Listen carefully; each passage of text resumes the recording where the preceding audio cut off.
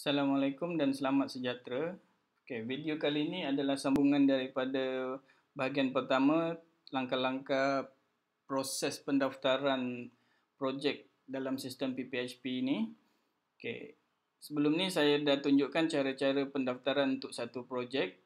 So untuk video kali ini saya tunjukkan sekiranya tuan-tuan mempunyai lebih dari satu projek, macam mana tuan-tuan nak mendaftar projek dalam sistem ni. So andai kata tuan-tuan ada 2-3 projek didaftarkan di bawah komoditi Chili, ada satu projek didaftarkan dalam komoditi timun. So macam mana dalam sistem ni kita nak daftar?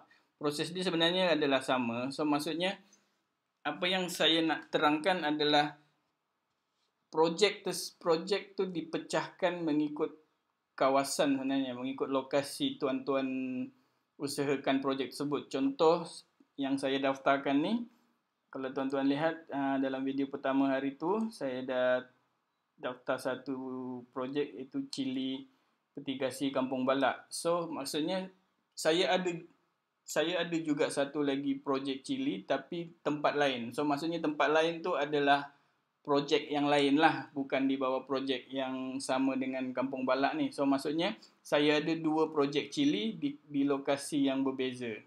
Okay, so kalau lokasi yang sama maksudnya dia adalah pusingan yang baru lah, bukan projek yang baru.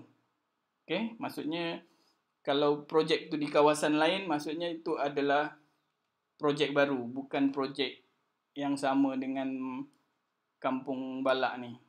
Okay, harap tuan-tuan faham maksud saya di situ. Okay, so andaikan saya ada satu lagi projek iaitu Chili Fertigasi di tempat lain, so saya kena daftarkan projek tersebut lah. So sebagai contoh, saya dah ada satu projek kat sini. So saya ada lagi satu projek Chili. So saya daftarkan satu lagi projek, contoh Chili Fertigasi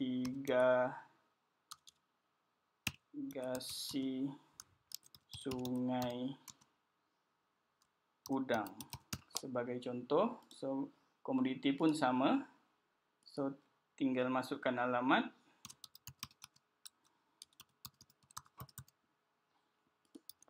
Kod.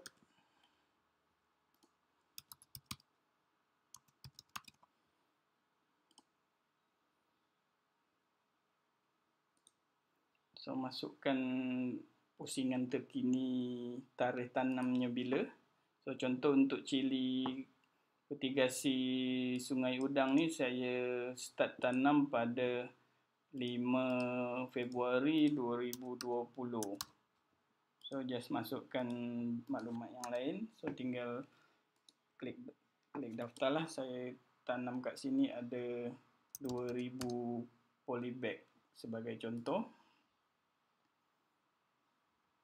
Okay, so maksudnya pendaftaran tu dah berjaya, cuma belum disahkan lah. So kalau tuan-tuan tengok kat senarai projek tuan-tuan, dia dah ada dua projek. Satu Chili Fertigasi Kampung Balak, satu lagi Chili Fertigasi Sungai Uda. Maksudnya komoditi yang sama tapi lokasi berbeza. Okay, harap tuan-tuan faham kat sini. So andai kata saya ada satu lagi projek, saya daftar satu lagi projek. Projek Timun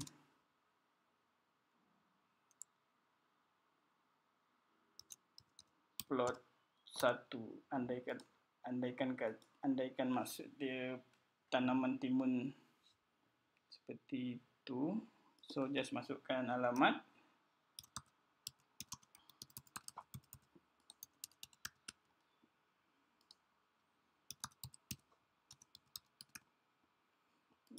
Negeri. So saya start tanam pada 1 Mac 2020. So saya ada 1000 polybag.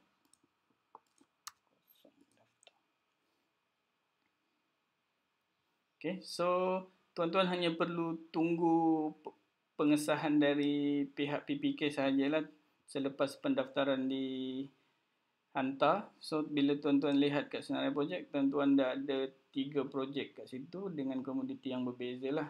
So maksudnya saya ada cili peti gasi kampung Balak dengan 2 pusingan.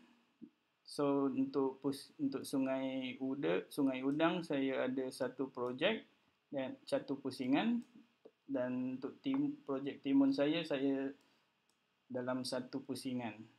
So tuan-tuan hanya perlu tunggu pengesahan dari pihak PPK lah untuk pendaftaran diluluskan atau tidak. So itu sahaja sebenarnya. So apa yang saya nak tekankan di sini adalah projek tu biasanya akan diasingkan mengikut lokasi tanaman tuan-tuan. Okay. Bila lokasi berbeza, maksudnya tu adalah projek yang berbeza. Bila lokasi yang sama, tempat yang sama, tu adalah di bawah pusingan yang berbeza maksudnya. Okay, harap tuan-tuan faham maksud saya. So sekian itu saja untuk video kali ini. Sekian, terima kasih.